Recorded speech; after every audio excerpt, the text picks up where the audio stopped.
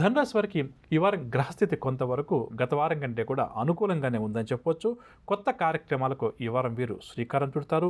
ఓర్పుగా నేర్పుగా వ్యవహరించి పనులన్నీ కూడా దిగ్విజయంగా పూర్తి చేసి అందరినీ కూడా ఇట్టే ఆకట్టుకుంటారు, ఆకర్షిస్తారని కూడా చెప్పవచ్చు. ఆర్థిక విషయాల పరంగా చూస్తే గత వారం కంటే కూడా ఆర్థిక పరంగా ఈ వారం వీరికి కాస్త మెరుగ్గా ఉంటుంది. చేతికి అందాల్సిన డబ్బు ఏదైతే ఉందో అది కూడా చేతికి అందుతుంది. మొండి బకాయిలు ఎవరికైతే అధికంగా ఉన్నాయో అవి కూడా కొంతవరకు చేతికి అంతాయని చెప్పవచ్చు. కొన్ని సమస్యలు ఏవైతే గత కొంతకాలంగా ధనురాశి వారికి ఇబ్బందికరంగా ఉన్నాయో, ఇటు తేల్చుకోలేక ఇబ్బంది పడుతున్నారో ఆ సమస్యలు వాటంతకవే ఈ వారం పరిష్కారానికి నోచుకోవడం ధనురాశి వారికి నిజంగా కూడా చాలా ఆశ్చర్యం మరియు ఆనందం కూడా కలుగుతుంది.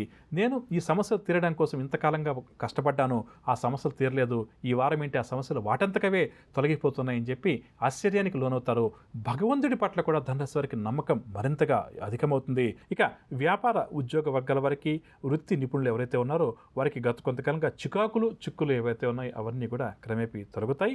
కళాకారులకు అవార్డులు కూడా దక్కుతాయి, సన్మానాలు కూడా జరిగే పరిస్థితి అధికంగా ఉంది. ఇక షేర్ల క్రయ విక్రయాలు లాభసాటిగా సాగుతాయి.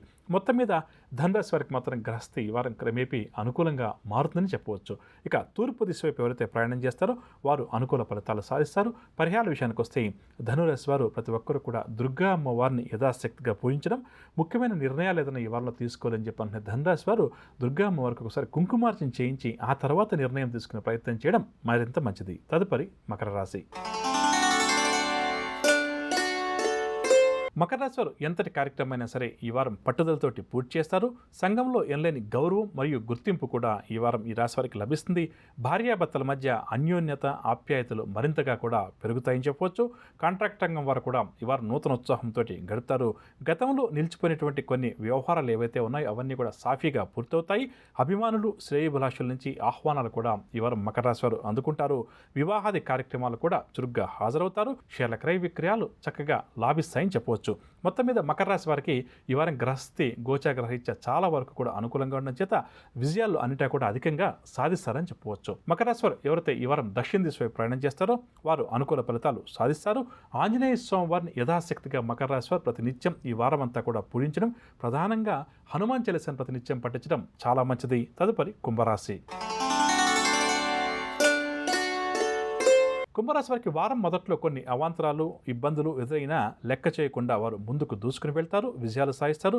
అనుకోకుండా విజయాలు ఏవైతే వీరు సాధిస్తారో వాటిని చూసి వీరే ఆశ్చర్యపోతారని చెప్పవచ్చు. ప్రముఖులతోటి పరిచయాలు కూడా ఏర్పడతాయి. కాంట్రాక్ట్ రంగం వారికి కొత్త కాంట్రాక్టులు దక్కుతాయి. వివాదాలు ఏవైతే ఎదురవుతాయో వాటిని నేర్పుగా, ఓర్పుగా పరిష్కరించుకుంటారు. ఇక నిరుద్యోగుల విషయానికి వస్తే ఎంతో కాలంగా ఎదురు చూసినట్టు కొన్ని అవకాశాలు దగ్గరకు రావడం వల్ల సంతోషంగా గడుపుతారు. అనుకున్న రాబడి కూడా ఈ వారం ఈ రాశి వారికి ఉంటుంది. ఆలయాలు కూడా దర్శిస్తారు. వీరిలో దాగి ఉన్న ప్రతిభా పాఠవాలు కూడా వెలుగులోకి వస్తాయి. వ్యాపార ఉద్యోగ వర్గాల వారికి అనూహ్యమైనటువంటి మార్పులు కొన్ని జరుగుతాయి. కళాకారులకు ఊహించినట్టు విధంగా అవార్డులు కూడా దక్కుతాయి. షేర్ల క్రయ విక్రయాల్లో మంచి లాభాలు.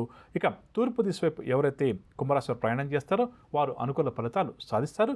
మొత్తం మీద కుంభరాశి వారికి కూడా ఈ వారం గ్రహస్థితి చాలా వరకు కూడా అనుకూలంగానే ఉందని చెప్పవచ్చు. కాబట్టి విజయాల శాతం కూడా అధికంగా ఉంటుంది.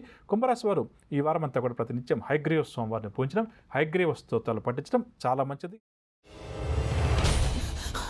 నువ్వు ఇంకేమన్నా చెప్పాలా? ఇంకేమన్నా అబద్ధం చెప్పాలనుకుంటే చెప్పేయి. నేను చూడాలనుకుంటున్నాను నన్ను మోసం చేయడానికి నువ్వు ఎంత నీచానికి దిగజారగలవు అని. ఎందుకు ఆలియా, ఎందుకు నువ్వు ఇలా చేసావు? నీకు తెలుసు కదా నానమ్మ తర్వాత నీ ఒక్కదానిని కదా నేను పూర్తిగా నమ్మేది. ఏమన్నావు నువ్వు? ఈ మధ్య అన్నిటినీ మర్చిపోతున్నావా? అది చాలు. వాటిలో ఉన్న శక్తి విషయాన్ని గ్రహించి మనకు వివరిస్తాయి.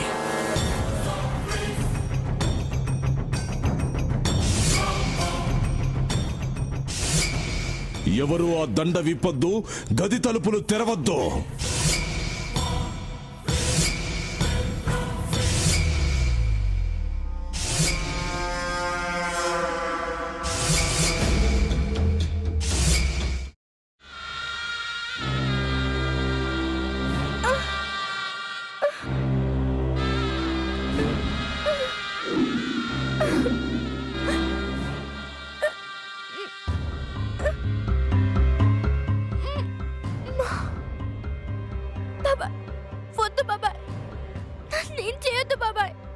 ప్లీజ్ బాబాయ్.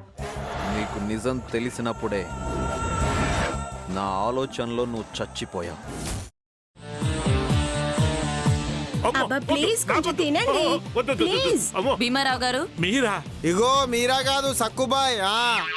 అవును, మీ పనామే లేచిపోయిందని చెప్పి కంప్లైంట్ ఇచ్చినావు కదా. రేయ్, ఆయన కంప్లైంట్ ఇచ్చింది లేచిపోయిందని కాదు, కనిపించడం లేదు అని. అచ్చా, అట్లానా? సరే మేడం. ఇడియట్. ఆ వంట మనిషి పేరేంటన్నారు? రత్తాలు మేడం. ఏం పెద్ద మంచి, నీ వంట మంచిని కూడా మేడం అని పిలుస్తావా? రేయ్ హాఫ్ బ్రెయిన్,